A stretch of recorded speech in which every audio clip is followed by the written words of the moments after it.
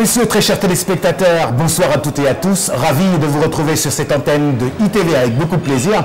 Ce soir, j'ai l'insigne honneur et le plus grand plaisir de recevoir monsieur Ouattara Karim, directeur général adjoint de la LONASI Côte d'Ivoire.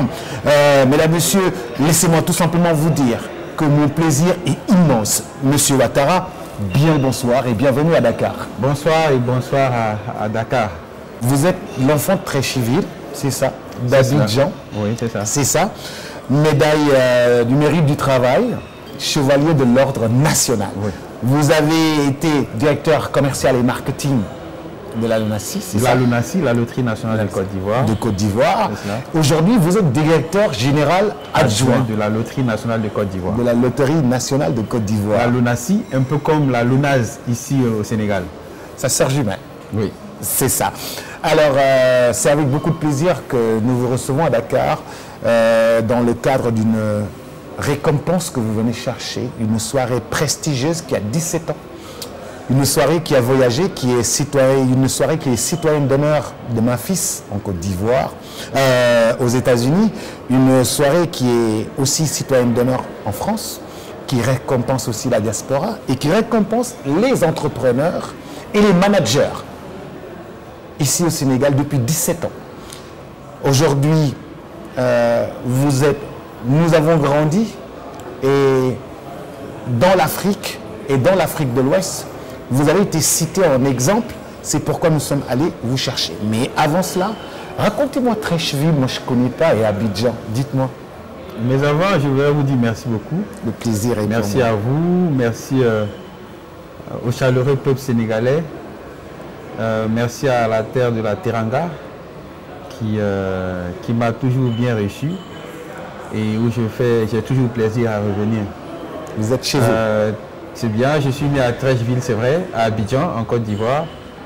Mais la plupart de nos frères qui sortent du Sénégal et qui vont en Côte d'Ivoire connaissent pour la plupart Treichville. Parce que ça a été l'une des communes à Abidjan qui a accueilli premièrement donc, la communauté sénégalaise qui est arrivée. Et il y a également donc, une forte communauté sénégalaise à Treichville. Et là où je suis né, j'ai grandi, donc j'ai fait mon enfance. Donc j'ai eu pas mal d'amis sénégalais. Donc du coup quand j'arrive ici à Dakar ou partout ailleurs, Kaolack et tout ça là, je me sens très bien. Vous semblez bien connaître le Sénégal. Un peu. Un peu. Très bien. Alors dites-moi, vous avez grandi un peu à Abidjan. Est-ce que vous avez été, comme nous, Dakar, un jeune homme terrible, hein, vraiment, avec le sang chaud, là? Parce que les Ivoiriens, là, ils ont toujours le sang chaud. Oui, un peu quand même. Vous êtes bagarré un peu dans la rue? Pas forcément la bagarre, toujours mais très quand calme. même...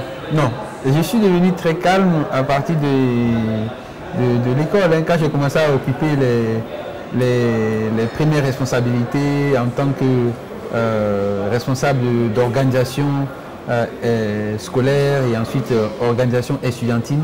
Naturellement, quand on te confie la responsabilité d'une association, tu es obligé d'être exemplaire. Sinon, avant cela, j'étais quand même un peu turbulent. J'étais un peu turbulent comme garçon. Je reconnais que j'ai un peu fatigué ma mère, un peu quand même. Mais c'est comme tous les garçons, hein, tous les garçons qui sont un peu, choses qu'on appelle, qui sont curieux, qui ont envie de découvrir le monde, hein, qui ont des questions qui restent sans réponse, donc qui ont envie d'aller découvrir, faire leur propre expérience. Bah, je suis un peu comme tous ces jeunes garçons-là qui ont envie de voir ce qui se passe de l'autre côté du Drilo. Très donc bien. Ça fait que je suis un peu turbulent. Ouais. Monsieur Ouattara, vous avez aussi travaillé dans la téléphonie. Aujourd'hui, ça explose. Ça tient le monde. Est-ce que cette expérience, vous en avez retenu véritablement l'expérience dans le monde de la téléphonie? Est-ce que ça vous a servi dans vos fonctions d'aujourd'hui? Oui, j'ai fait quand même 9 ans dans la téléphonie mobile. Bon, sans faire de publicité, hein. Chez nous, plus ou moins, on sait où j'ai travaillé. J'ai travaillé dans une seule société de téléphonie mobile, qui est d'ailleurs leader aujourd'hui en Afrique, si je peux me permettre. MTN, voilà. MTN, j'ai quand même travaillé là-bas, je leur dois ça. Oui, bien sûr. Voilà, donc mon expérience professionnelle sort de là. Je leur dois ça, j'ai été très bien formé là-bas. Parce que c'est de là que je rentre après à la Loterie nationale en tant que directeur commercial et marketing. Mais je sors de là-bas en tant que manager. Donc j'ai gravi quand même des échelons. Maintenant, pour revenir à la question, effectivement, bon, la téléphonie m'a beaucoup servi parce que je suis arrivé dans la loterie nationale au moment où on vendait encore les tickets à grattage, le PMU, en fait, tout ce qui était matériel. Physique. C'était physique. Donc j'arrive avec mon expérience du mobile et je me dis alors qu'est-ce que j'apporte de nouveau parce que j'arrive quand même dans la loterie à moins de 35 ans, autour de 33-34 ans. Et puis j'ai la responsabilité donc de travailler sur la croissance du chiffre d'affaires en tant que directeur commercial et marketing et d'apporter donc des nouvelles idées.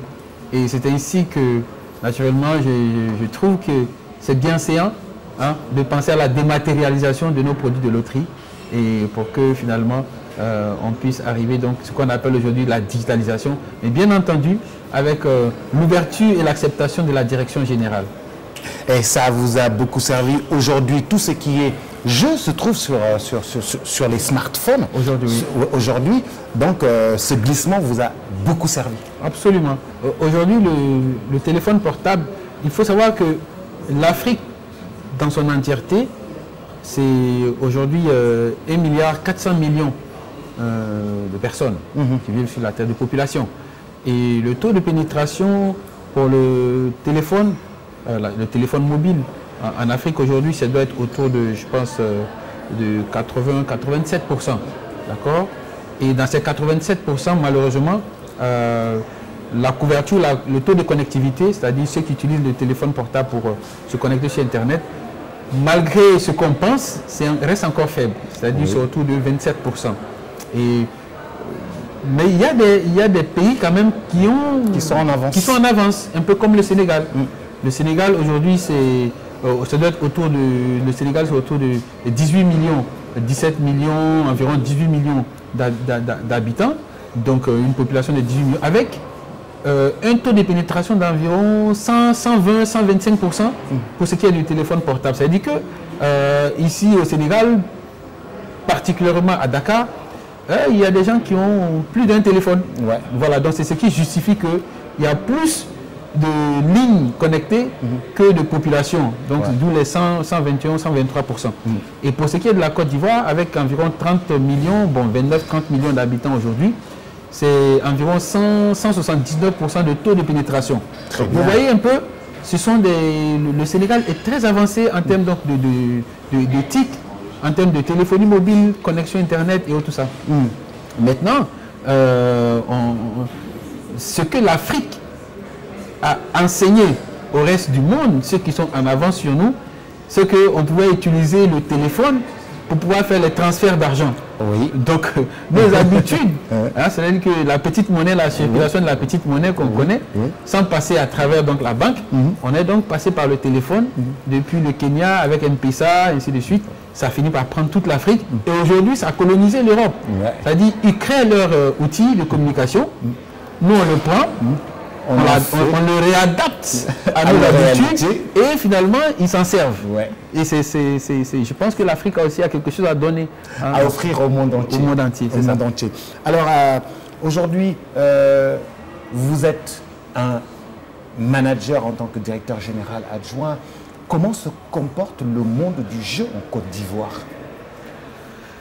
Alors, il faut dire que le secteur des jeux, de hasard et des loteries en particulier, est en pleine croissance. Mais ça ne commence pas maintenant. La première fois où on parle de loterie ou de jeux de hasard en Côte d'Ivoire, ça remonte à 1853. Ah oui, 1853, lorsqu'on était encore dans l'ère des colonies, les jeux de hasard étaient interdits en Côte d'Ivoire par les colons, surtout parce que c'est eux qui viennent avec les loteries. Nous, parents, ne connaissaient pas c'était quoi la loterie, les jeux de hasard. Donc c'est les colons qui sont arrivés avec ça en tout de 1850, 1853. Et pendant ce temps, il y a la construction des chemins de fer. Donc il y a des jeux que nos parents qui avaient 5 francs ou 1 franc, parfois même qu'ils étaient payés à des sommes mais vraiment dérisoires, mais qui quand même essayaient de gagner un peu en participant à des jeux de hasard. 1853. Donc pour ne pas que cela absorbe le temps de travail, les colons avaient interdit. Mais les jeux se passaient sous la Manche. Et donc finalement, ça engageait beaucoup d'argent qui ne profitait pas à la colonie. Donc finalement, autour des années 1870, 1890, ils ont fini par laisser tout le monde partir avec l'organisation des premiers tirages donc, pour les colonies françaises, les tombolas, donc l'armée africaine, l'armée d'Afrique, voilà, c'est comme ça que ça se passait, qui concernait aussi bien le Sénégal, la Côte d'Ivoire et les pays donc, de l'Afrique francophone qui étaient colonisés donc, par la France. Bon, ça a progressé comme ça. Donc, je pense que de cette époque jusqu'à maintenant, il y a eu plusieurs stades d'évolution. Oui. Donc, on sort donc des loteries de coupons émis pour arriver donc aux loteries donc, avec des cartes à gratter. Oui. Ensuite, on arrive au jeu de tirage. Le jackpot. Voilà, c'est cela. On arrive au jackpot, le millionnaire et tout ça. Et après, on arrive à tout ce qui est numérique. Voilà, le numérique. Après, maintenant, on rentre dans tout ce qui est betting, c'est-à-dire les paris sportifs. Et aujourd'hui, tout est pratiquement digitalisé. Voilà. Et avec l'intelligence artificielle qui sonne à la porte, naturellement, c'est clair que il va y avoir des évolutions. Il va falloir faire avec. Et le marché du gaming reste encore un marché inexploité en Afrique. Le marché des loteries est exploité, mais le gaming, c'est-à-dire les jeux vidéo, c'est pas encore exploité et c'est un secteur donc à explorer. Et j'encourage vraiment les jeunes à s'intéresser à ça. Voilà. Est-ce que là vous êtes déjà, est-ce que les chiffres augmentent de jour en jour à la LONASE? Tous les jours. Je donne un exemple. L'année dernière, on était à, je dis n'importe quoi, 500 milliards. Est-ce qu'aujourd'hui on est à 518 milliards? Oui. Alors, je vous donne les bons chiffres. Déjà, en termes de loterie, il ne faut pas voir les chiffres qui sont générés. Les sociétés de loterie réfléchissent en termes de qu'est-ce que les parieurs ou les joueurs gagnent en retour. C'est beaucoup plus sur ça que les loteries travaillent. Parce que les loteries ont été réglementées pour protéger l'intérêt des joueurs. Parce que tant qu'il n'y a pas la réglementation, que ça se passe de façon illicite dans le noir, le joueur est grigé. Lorsqu'il y a un gros gain, l'organisateur disparaît. Et après, ça devient un cas qu'il faut pouvoir prendre dans la société. Donc la réglementation permet de protéger prioritairement l'intérêt du joueur. Et c'est pourquoi on travaille beaucoup plus sur ce qu'on appelle donc la masse à partager, la masse qui retourne au joueur. Et une fois qu'on finit de payer le joueur, on continue toujours de rétribuer la société. Et cette société est rétribuée comment? En réalisant des œuvres sociales.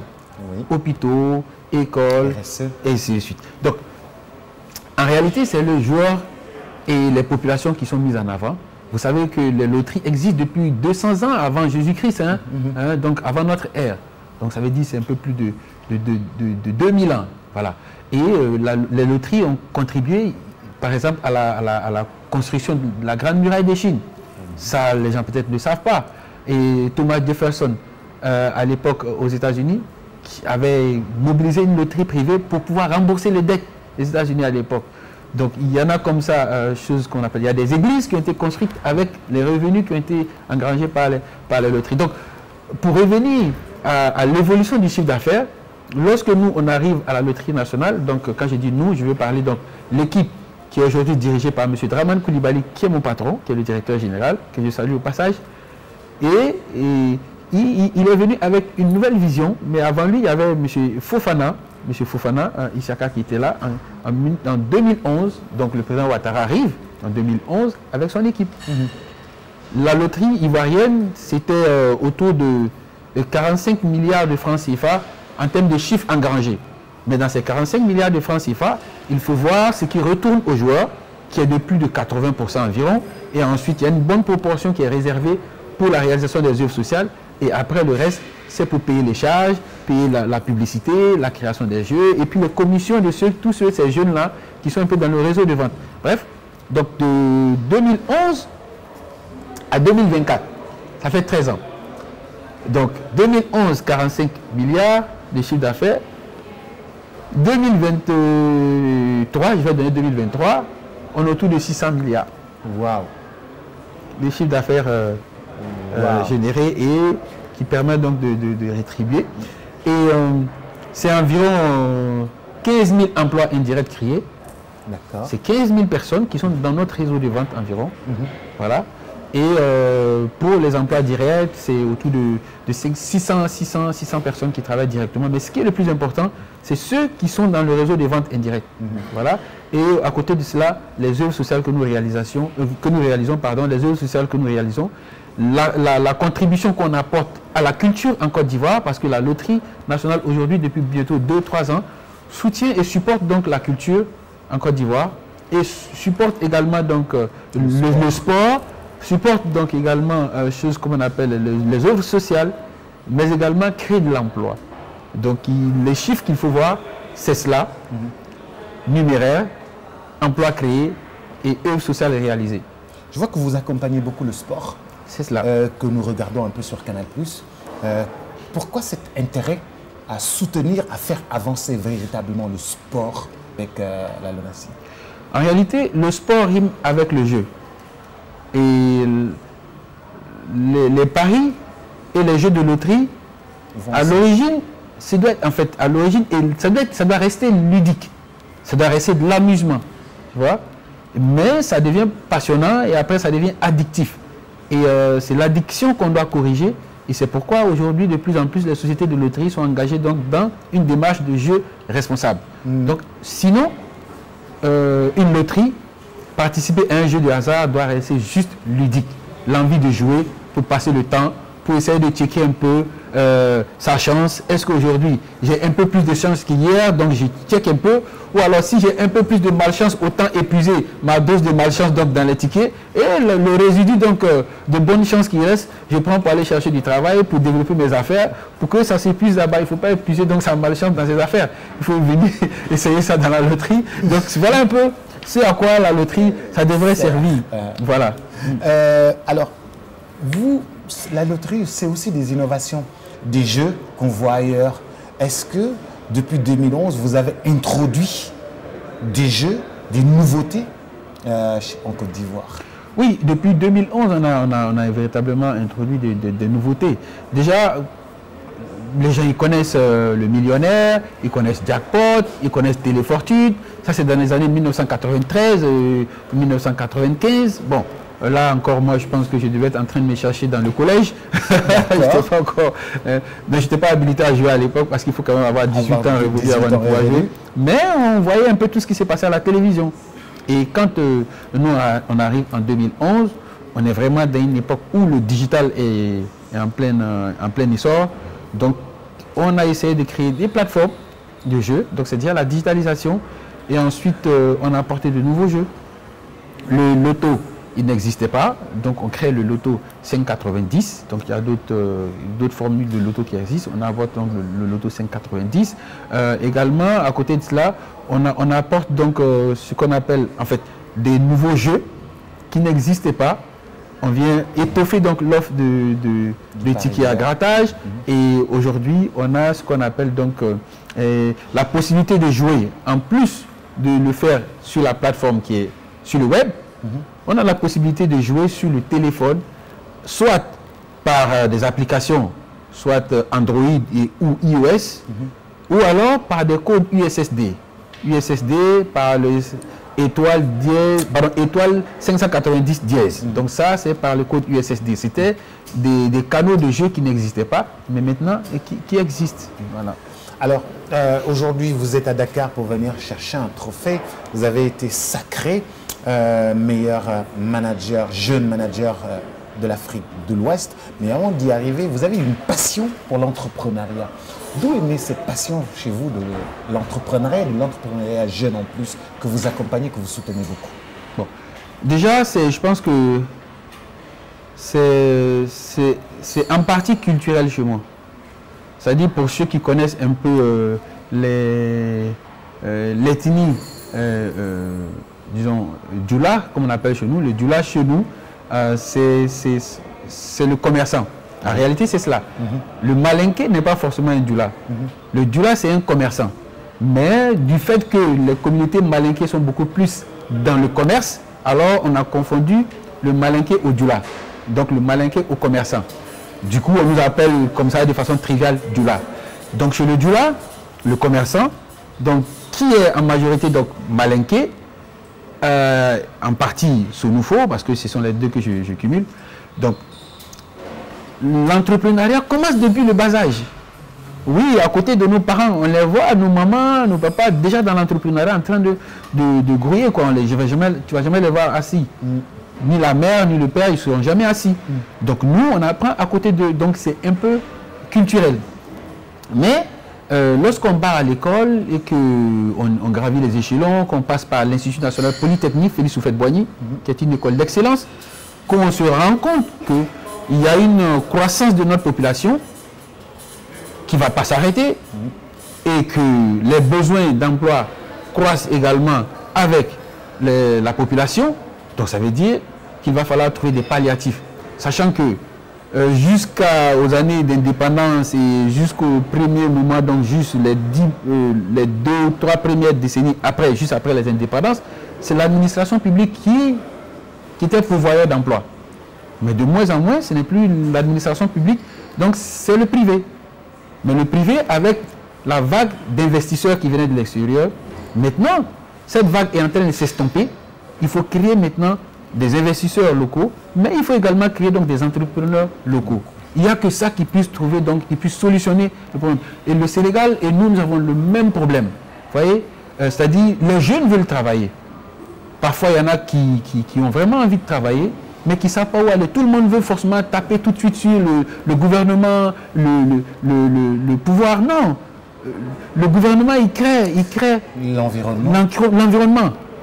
Il crée l'environnement, les conditions pour attirer les investisseurs, pour que les jeunes qui veulent entreprendre puissent ouvrir en 24 heures, 48 heures une petite entreprise. Ils essaient d'alléger donc la fiscalité pour eux, pour que ça ne leur pèse pas trop.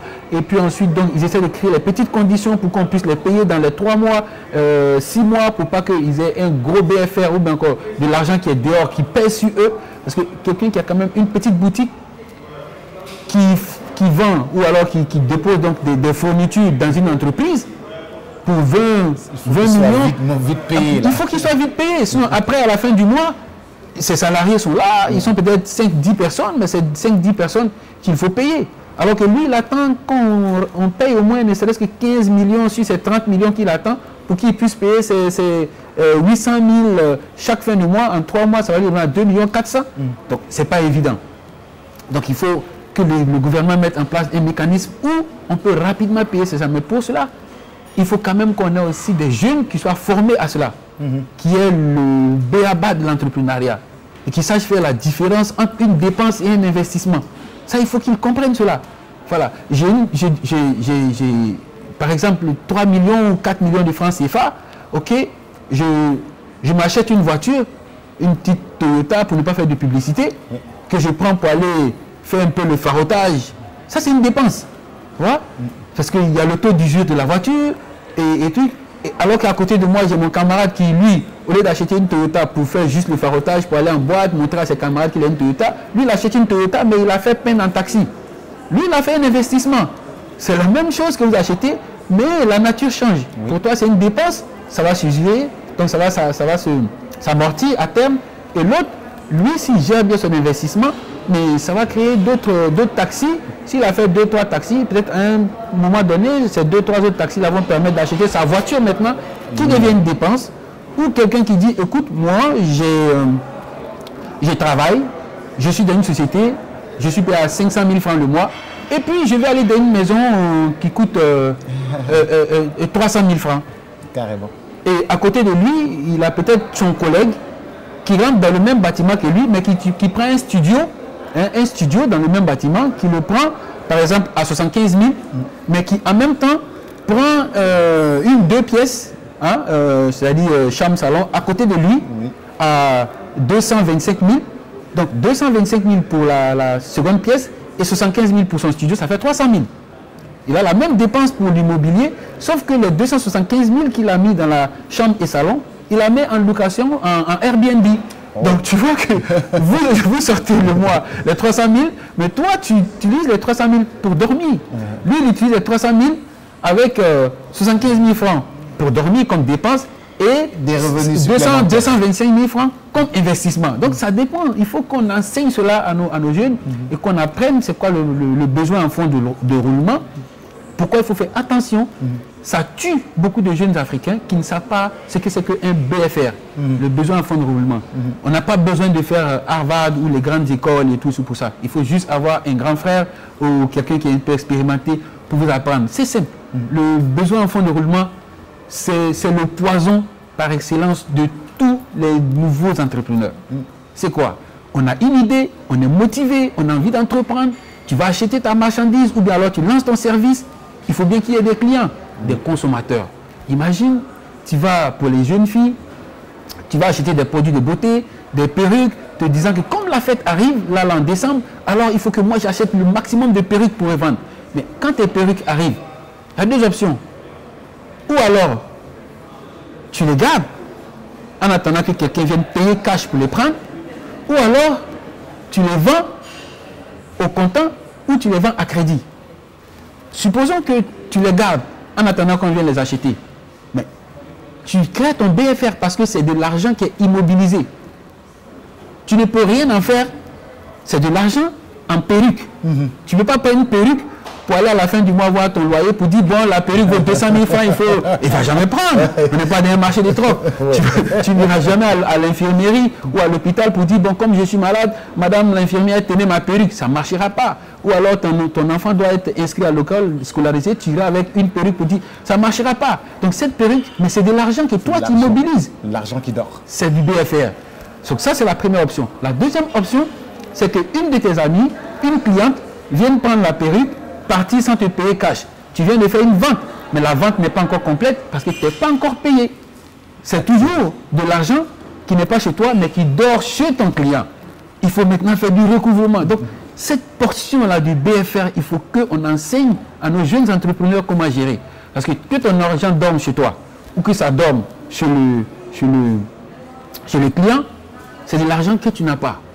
Tu ne peux pas tourner avec, tu ne peux rien faire, tu ne peux faire aucune transformation. Et c'est ça qui tue beaucoup d'entrepreneurs et il faut leur enseigner cela. C'est ça qui vous amène aujourd'hui à Dakar. À Dakar, oui. Parce que vous êtes un manager hors pair qui accompagne aujourd'hui du monde, qui fait de vous le jury a porté son choix sur vous pour faire de vous le meilleur manager de l'Afrique de l'Ouest, des Calabas, de l'Excellence Awards, qui récompense les entrepreneurs sénégalais depuis 17 ans. Dites-moi un peu, quand Dakar vous invite à venir chercher le trophée de l'Afrique de l'Ouest, vous ressentez quoi en tant que manager? D'abord, je n'ai pas cru. Oui, parce qu'il y a beaucoup de... D'abord, je n'ai pas cru. Ouais. Parce que je connais quand même ce qu'on appelle les prix et Calabas d'or. Je connais. Oui. Je connais. 17 ans quand même, ce n'est pas 17 jours. Hein. Ce n'est pas 17 mois. C'est-à-dire qu'ils ont commencé quand j'avais 30 ans. Ouais. Voilà, donc c'est quand même important. J'en ai 47 aujourd'hui. Donc, c'est vraiment une organisation crédible qui a pignon sur i. Et quand cette organisation, que vraiment je salue au passage, dont le promoteur, je le remercie, il s'est déplacé jusqu'à Abidjan, dans mon bureau, mais quelle humilité. Et il vient pour m'inviter sur la terre donc de la Teranga pour dire que on a une reconnaissance pour toi. Ne serait-ce que le simple courrier quand je l'ai reçu, mais c'était une grande fierté. Vous savez, peut-être que il y a une expression qui nous dit que la tombe qui est à la maison, dans le village, ça n'effraie pas. C'est la tombe qui est au cimetière qui effraie.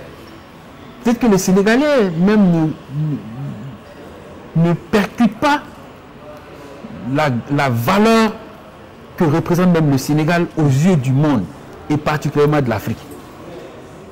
Mais je vous dis, même les Ivoiriens, quel que soit ce qu'on puisse dire, les Ivoiriens en Afrique, ici, tu leur diras où est-ce que tu veux aller. Ils vont te dire Maroc, Sénégal. Maroc, Sénégal. Sénégal, Maroc. Je mets au défi à quiconque de faire le sondage, vous verrez. Mais je suis presque sûr que la destination de Dakar l'emporte. Vous voyez? Donc, et ça veut dire que pour un Ivoirien, venir à Dakar, ne serait-ce que pour des vacances, c'est valorisant pour lui. C'est valorisant. Et là, vous me dites de venir à Dakar pour venir chercher un prix. Je ne sais pas si vous comprenez. Oui, si les vacances, c'est valorisant, donc imaginez la reconnaissance, ce que ça peut représenter pour moi. Donc, le Sénégal, c'est vraiment, dans les livres d'histoire africaine, on sait très bien ce que représente le Sénégal. Vous voyez? C'est vraiment la place de l'histoire de l'Afrique. L'épicentre. L'épicentre. Donc l'histoire de l'Afrique se passe ici. Donc quand un Africain est appelé ici, au Sénégal, non, c'est une fierté. Mais c'est cette même passion que nous avons aussi pour la Côte d'Ivoire, que nous aimons tant, qui nous a fait rêver avec la Coupe d'Afrique des Nations en termes d'organisation, que nous avons suivi avec beaucoup de passion. Et aujourd'hui, vous avez la Côte d'Ivoire à atteindre des standards d'organisation respectés. Moi, j'ai fait la Coupe du Monde en tant que speaker avec la FIFA. Quand j'ai vu l'organisation de la Coupe d'Afrique des Nations, j'étais trop fier. Merci. Une belle organisation, maîtrisée de bout en bout. Merci. Avec cerise sur le gâteau, l'élimination du Sénégal, la Côte d'Ivoire qui remporte. Mais c'était l'organisation. Non, non. Quand nous, on a passé le stade du Sénégal, on a compris qu'on prenait la coupe. Parce qu'il ne faut pas battre le Sénégal pour perdre la coupe. C'est vrai. Non, franchement. Ou alors il fallait laisser aller prendre la coupe. Carrément. C'est tout. Carrément. Carrément. Moi, en tout cas, c'est la même passion que nous avons pour la Côte d'Ivoire, le respect que nous avons pour la Côte d'Ivoire, l'estime que nous avons pour la Côte d'Ivoire. Les Sénégalais aussi aiment aller en Côte d'Ivoire. Oui, ça je confirme. Aiment aller en Côte d'Ivoire. Et je vais vous dire, l'année où le Sénégal prend, donc naturellement, la Coupe d'Afrique, mais peut-être que vous allez voir les images. Abidjan était en fête. Oui. Je confirme. L'Abidjan était en fête, hein, ça sifflait les rues, mais voilà, donc c'est pour dire que même si on avait été éliminé, il y avait encore notre côté, pour certains le côté droite, pour certains le côté gauche, mais en tout cas il y avait un côté qui supportait le Sénégal, et donc voilà, lorsque vous avez pris la coupe, c'était également la fête à Abidjan. Et en tout cas, respect. Alors, ils sont terminés en beauté. La soirée va se faire avec la grande star de la musique folk acoustique dans cet hôtel Pullman qui va dérouler le tapis rouge. Vous êtes venus avec votre équipe qui sont venus tous vous accompagner. Oui. Quel est le message que vous voulez aujourd'hui lancer à tous les managers africains, parce qu'on voit que les jeunes ont envie de travailler, d'être accompagnés, d'être soutenus. Un dernier message à la jeunesse africaine, pas à la jeunesse de la Côte d'Ivoire, pas à la jeunesse sénégalaise, un grand qui donne des conseils à toute une jeunesse africaine. Vous savez, si je veux parler au manager d'abord, un manager, qu'il soit employé directeur général, ou alors qu'il soit lui-même propriétaire de sa société, mais qu'il manage lui-même, donc il gère, parce qu'il y a un manager qui peut être employé. Moi je suis un employé, je suis manager. Je peux avoir mon entreprise qui m'appartient et je suis manager. Dans l'un ou l'autre des cas, on est là pour faire du profit. Et pour faire ce profit, on le fait avec des collaborateurs, comme au travail, qui ont eu leur diplôme, leur expérience sans nous. Donc, ils ont investi dans la création de la compétence que nous, on exploite. Donc, il faut les traiter avec respect. Il faut les traiter comme des êtres humains. L'ère de l'esclavage, du travail forcé est abolie. Quelqu'un qui travaille pour toi, pour que tu gagnes ta vie, pour ceux qui sont propriétaires, ou fassent du profit, il faut le respecter. Il faut le respecter. Même si c'est le balayeur de ta société. Le respect d'abord. Il faut que lui, il enlève les ordures pour que vos costumes soient propres. S'il n'y a personne pour enlever les ordures, mais vous allez descendre avec vos costumes pour enlever les papiers. Il faut le respecter. Et dès l'instant où vous avez ça, gérez-les avec le cœur. Et ensuite, les clients, respectez-les. D'une façon ou d'une autre, nous sommes tous clients à un niveau ou à un autre. Je suis peut-être manager de la loterie nationale, mais je suis aujourd'hui client d'une société de loterie. disons d'hôtellerie. J'ai été client d'une société de transport, donc Air Côte d'Ivoire qui me prend en tant que client, qui m'envoie ici, d'un hôtel où je dors, le Terrobi, donc, mais je suis manager ailleurs. Mais j'attends un traitement quand je suis dans l'avion, j'attends un traitement. Mais on a été, quand on est arrivé à l'aéroport de Dakar, il y a un policier qui nous a reçus, mais je ne sais pas, malheureusement je n'ai pas son nom, je ne sais pas. Mais le monsieur, il était d'une joie. Mais il nous a communiqué sa joie à nous tous. Oh, magnifique, magnifique. Ils vous rendront témoignage. C'est-à-dire qu'on est sorti d'abord de l'avion, on attendait un sac qui ne sortait pas, donc tout ça, ça nous faisait un peu lourd. Et le monsieur, quand il nous reçoit, il met l'ambiance mais totale. Vous voyez, toute la fatigue et l'amertume qu'on avait, l'attente du sac, il a tué ça en un coup. Et on rentre dans le pays avec une bonne humeur. Et ça, c'est le traitement de l'être humain. Vous voyez? Donc, même si on croisait un Sénégalais qui nous a manqué ou bien qui faisait un écart, on va dire non, ça, c'est pas le comportement des Sénégalais. Ouais. Parce que le premier qu'on a vu à l'aéroport, là, c'est qu'il nous a montré, non, toi, tu es forcément un intrus. Vous voyez un peu comment ça se fait? C'est la même chose quand on gère les hommes. Donc, les managers doivent gérer leurs collaborateurs comme ça. Et les collaborateurs doivent se dire, écoute, quand je travaille pour quelqu'un, le monsieur ou l'entreprise a investi de l'argent. Dépense de l'argent pour moi me payer pour que je puisse subvenir à mes besoins. Pour que moi aussi je puisse subvenir aux besoins de ceux qui dépendent de moi. Donc je ne dois pas jouer avec son investissement. Si tu ne peux pas être sincère avec lui dans ton rendement, rends démission, laisse la place à quelqu'un d'autre. La meilleure façon de respecter ton employeur, c'est de faire ce qu'il te demande. Si tu ne peux pas le faire, fais-toi remplacer. Ou alors fais-toi former. Donc dis-lui, les managers, ils aiment ça. Un collaborateur qui vient vers lui dit, écoute, boss, je pense que si tu me donnes cette compétence, cette formation, je peux donner 2 fois plus que ce que tu attends de moi. Quel manager n'aimerait pas attendre cela? Même vous-même, mettez-le à la place du manager. Vous avez votre boutique de vente de wax dans votre quartier, et puis votre commercial, peut-être même que ce n'est même pas quelqu'un qui est là à l'école, elle a le niveau CEP, et elle vient vous dire, boss, patron, ou bien monsieur, pour que je puisse vendre plus de wax ici, je veux au moins que vous m'envoyez d'un petit centre de formation qu'on m'apprenne les techniques de formation et de fidélisation. Quand la personne vient te dire ça, mais tu la respectes, elle demande du renforcement de compétences, de capacités, pour toi te faire gagner un peu plus. Donc c'est ça aussi, respecter.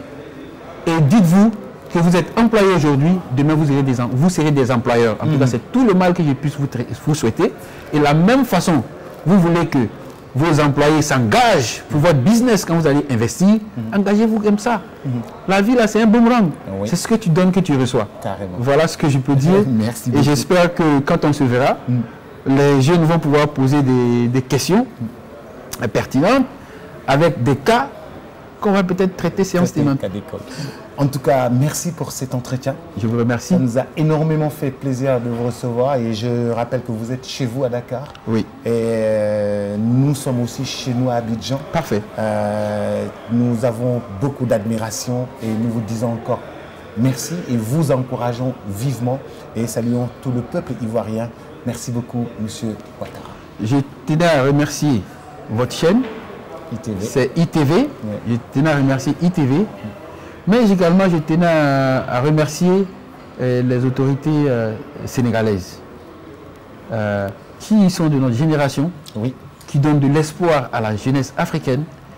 Et je souhaite que les jeunes qui leur ont fait confiance continuent de leur faire confiance, qui leur donnent le temps de mieux apprécier l'ampleur et des besoins qu'ils attendent d'eux.